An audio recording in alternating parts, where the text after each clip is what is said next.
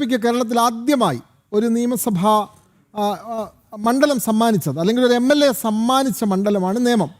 അവിടെ ഇത്തവണ CPM ആദ്യ പരാജയം തന്നെ മുന്നിൽ കാണുകയാണ്. അതുകൊണ്ടാണ് പി ശിവൻകുട്ടി സ്വന്തം വിദ്യാഭ്യാസ വകുപ്പിൻ്റെ ലെറ്റർ പാഡിൽ തന്നെ അഭ്യർത്ഥനകൾ വിതരണം ചെയ്യുന്നു. ലേബർ വകുപ്പിലെ ഡിപ്പാർട്ട്മെൻറ്റിലെ ഉദ്യോഗസ്ഥരെ കൂട്ടത്തോടെ അവിടെ തെരഞ്ഞെടുപ്പ് ജോലിക്ക് നിയോഗിക്കുന്നു. അതുമാത്രമല്ല, താൻ ഏറ്റവും കൂടുതൽ ഭയപ്പെടുന്ന രാജീവ് ചന്ദ്രശേഖരൻ്റെ ഒരു അപരനെ, അതും CPM ബ്രാഞ്ച് സെക്രട്ടറിയെ തന്നെ അവിടെ നിർത്തുന്നു. നേമത്ത് എന്തെല്ലാം അഭ്യാസമാണ് ശ്രീ ചന്ദ്രൻ.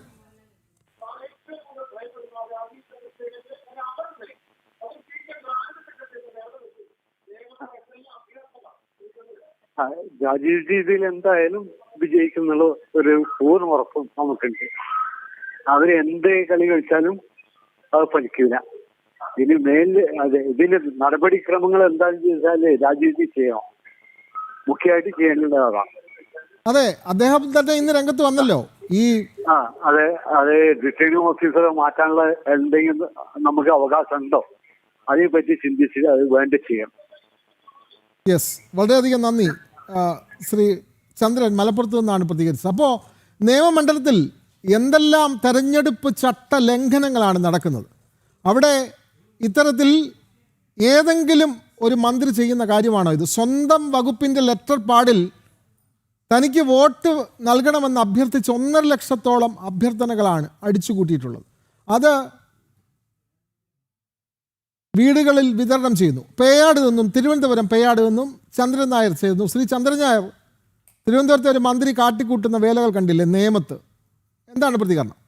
അതായത് ഭരണകക്ഷികൾ എന്താണെന്ന് വെച്ച് കഴിഞ്ഞാൽ അമിതമായിട്ട് വീണ്ടും തുടരാൻ വേണ്ടി അവർ ആഗ്രഹിക്കുന്നു. അതനുസരിച്ചിട്ടുള്ള എല്ലാ തന്ത്രങ്ങളും കാണിക്കും. എന്നാൽ ജനം ഇത് എല്ലാം മനസ്സിലാക്കുന്നുണ്ട്. മാറ്റം അനിവാര്യമാണ് സാർ. അത് തീർച്ചയായിട്ടും ജനത്തിന്റെ മനസ്സിലുണ്ട്. അക്കാര്യത്തിൽ ആശങ്ക വേണ്ട എന്ന് തന്നെയാണ് എൻ്റെ അഭിപ്രായം. പക്ഷേ ചന്ദ്രൻ നായർ ഇതൊക്കെ അട്ടിമറിക്കാൻ പോവുകയാണ്. ഇത്തരത്തിൽ തൻ്റെ അധികാരം ഉപയോഗിച്ച് ഈ തെരഞ്ഞെടുപ്പ് ചട്ടമെല്ലാം ലംഘിച്ച് രാജീവ് ചന്ദ്രശേഖരനെതിരെ അതേ പേരിലുള്ള ഒരു ബ്രാഞ്ച് സെക്രട്ടറിയെ മത്സരിപ്പിച്ച് സ്വന്തം വകുപ്പിൻ്റെ ലെറ്റർ പാഡ് ഉപയോഗിച്ച് അഭ്യർത്ഥന അടിച്ച് സ്വന്തം വകുപ്പിലെ ജീവനക്കാരെ കൂട്ടത്തോടെ തെരഞ്ഞെടുപ്പ് ജോലിക്ക് നിയോഗിച്ച് അങ്ങനെ ഏതെല്ലാം തരത്തിൽ നിയമം കയ്യിൽ തന്നെ പിടിക്കാൻ ജനാധിപത്യത്തിൻ്റെ എല്ലാ നീതിശാസ്ത്രങ്ങളെയും തച്ച് തകർത്താണ് നീക്കം നടത്തുന്നത് വി ശിവൻകുട്ടി. സാർ, അതെന്താണെന്ന് വെച്ചാൽ പ്രധാനമായിട്ടും പറയാനുള്ളതെന്ന് വെച്ച് കഴിഞ്ഞാൽ ജനങ്ങളുടെ നികുതി പൈസ കൊണ്ട് എന്തെല്ലാം കാട്ടിക്കൂട്ടുന്നു എന്നുള്ള വിവരം ജനത്തിന് അറിയാം സാർ. അവരെന്താന്ന് വെച്ചാൽ അതനുസരിച്ച് തന്നെയാണ് അവരും ജീവിക്കുന്നത്. അവരും മണ്ടന്മാരല്ലല്ലോ സാർ. അപ്പൊ ഏതായാലും എന്താന്ന് വെച്ച് കഴിഞ്ഞാൽ അത് നമുക്ക് ഇലക്ഷനിലൂടെ തിരിച്ച് അറിയാൻ പറ്റും സാർ. യെസ്, വളരെയധികം നന്ദി ശ്രീ ചന്ദ്രൻ നായർ. ചടയമംഗലത്ത് നിന്നും ശ്രീ വിനുകുമാർ ചേരുന്നു. ശ്രീ വിനുകുമാർ, നിയമമണ്ഡലത്തിൽ നടക്കുന്ന അഭ്യാസങ്ങൾ കാണുന്നുണ്ടല്ലോ. തീർച്ചയായിട്ടും കണ്ടുകൊണ്ടിരിക്കുക സാറേ. ജനങ്ങളെല്ലാം 2 ആഴ്ചയും കൂടെ സഹിക്കേണ്ടി വരും സാർ. സമാധാനപ്പെടുക. അതിനെല്ലാം തീരുമാനം നിയമത്തെ ജനങ്ങൾ കൈക്കൊണ്ടിട്ടുണ്ട്. നമ്മൾ പേടിക്കേണ്ട, അങ്കരാപ്പിന്റെ ആവശ്യമില്ല. ഇന്ന് തന്നെ ശിവൻകുട്ടി സംവാദത്തിന് വേണ്ടി രാജീവ് ചന്ദ്രശേഖരെ ക്ഷണിച്ചിരിക്കുകയല്ലേ. അപ്പൊ അദ്ദേഹത്തിന് പറ്റിയ ആള് രാജീവ് ചന്ദ്രശേഖരനല്ല. രാജീവ് ചന്ദ്രശേഖർ ഇപ്പം വഴി കൂടെ പോകുന്നവരൊക്കെ സംവാദത്തിന് വിളിച്ചു കഴിഞ്ഞാൽ പോകാൻ തക്കോണമുള്ള ഒരു മാനേജുള്ള ആളല്ല. അദ്ദേഹത്തിന് പറ്റിയ ഒരാളെ ഇടുക്കിയിലുണ്ട്. MM മണി എന്നാണ് പേര്. അത് അദ്ദേഹത്തിന്റെ സ്വന്തം പാർട്ടിക്കാരൻ തന്നെയാണ്. പറ്റിയ ആളാണ്. സ്വന്തം പാർട്ടിക്കാരൻ തന്നെയാണ്. സ്വന്തം പാർട്ടിയിൽ തന്നെ സംവാദത്തിന് പറ്റിയ ആൾക്കാരുണ്ട്. MM മണി ഉണ്ടല്ലോ.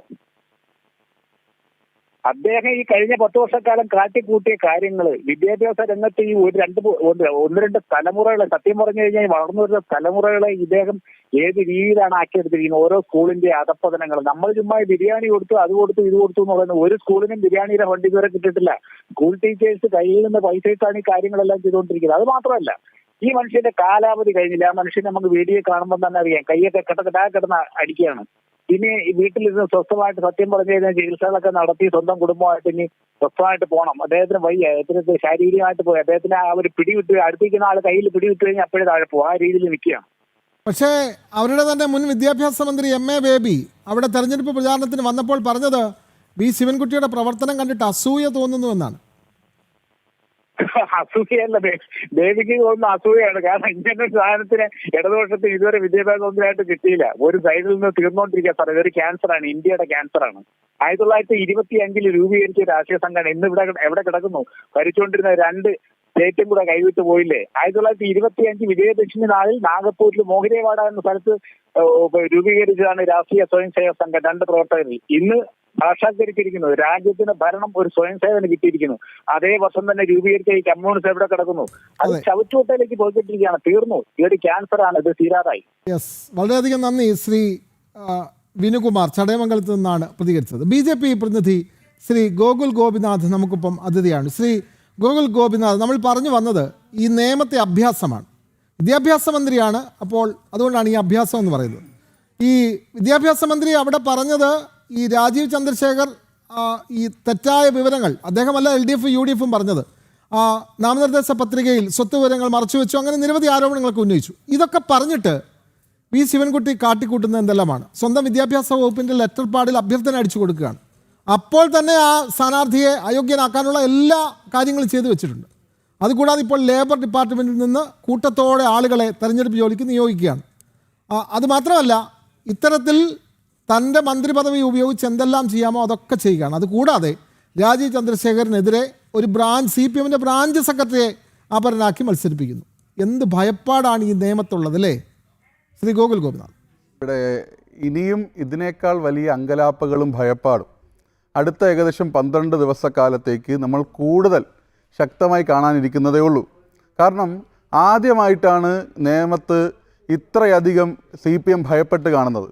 നിങ്ങൾക്ക് എല്ലാവർക്കും അറിയാവുന്നതുപോലെ ഞാനൊരു CPM അനുഭാവിയും SFIയുടെ ജില്ലാ സെക്രട്ടറി ആയിട്ടൊക്കെ മുമ്പ് പ്രവർത്തിച്ച ആളാണ്. അപ്പോൾ എനിക്ക് കൃത്യമായി ഇത് വെറുതെ പറയുന്നതല്ല, ആലങ്കാരികമായി പറയുന്നതല്ല, വ്യക്തമായി പറയാൻ കഴിയും. ഈ നിയമസഭാ തിരഞ്ഞെടുപ്പിലാണ് CPM പേടിച്ചു പോയത്.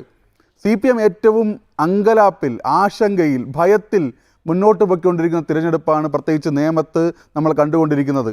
അതുകൊണ്ടാണ് ഇവിടെ കഴിഞ്ഞ സർക്കാരിൻ്റെ കാലത്ത്, ഉമ്മൻചാണ്ടി സർക്കാരിൻ്റെ കാലത്ത് നിയമസഭയിൽ കാണിച്ച ശിവൻകുട്ടിയുടെ അഭ്യാസങ്ങളെല്ലാം ഈ നിയമത്ത് ഇറക്കി പരീക്ഷിക്കാൻ വേണ്ടി ശിവൻകുട്ടിയുടെ കിങ്കരന്മാർ ശ്രമിച്ചുകൊണ്ടിരിക്കുന്നത്. പക്ഷേ എനിക്ക് നിങ്ങളോട്, പ്രേക്ഷകരോടും നാട്ടുകാരോടും പറയാനുള്ളത്, എന്തെല്ലാം അഭ്യാസങ്ങൾ കാണിച്ചാലും, എന്തെല്ലാം അട്ടിമറി ശ്രമങ്ങൾ നടത്തിയാലും ഈ ശിവൻകുട്ടിക്ക് ഒരു തരത്തിലും BJPയെ തോൽപ്പിക്കാൻ നേമത്ത് കഴിയില്ല.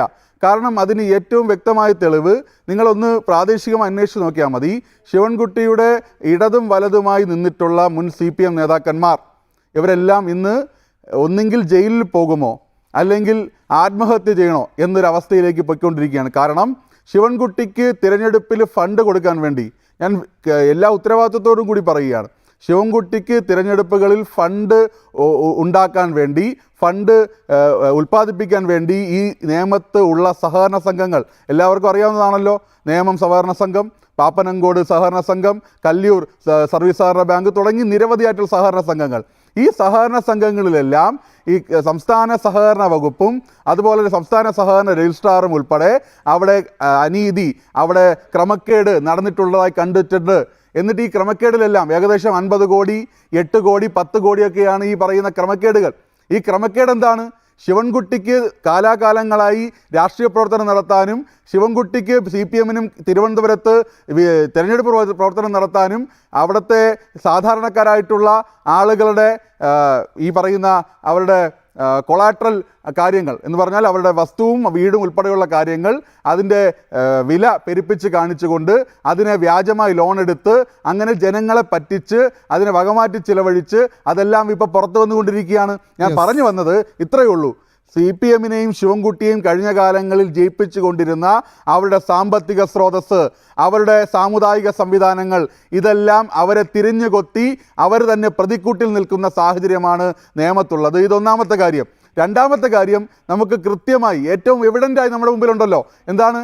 ശിവൻകുട്ടി വിദ്യാഭ്യാസ വകുപ്പ്, പൊതുവിദ്യാഭ്യാസ വകുപ്പ് മന്ത്രി മാത്രമല്ല, മറിച്ച് സംസ്ഥാനത്തെ തൊഴിൽ വകുപ്പ് മന്ത്രി കൂടിയാണ്. 2 പ്രധാനപ്പെട്ട വകുപ്പുകളാണ്.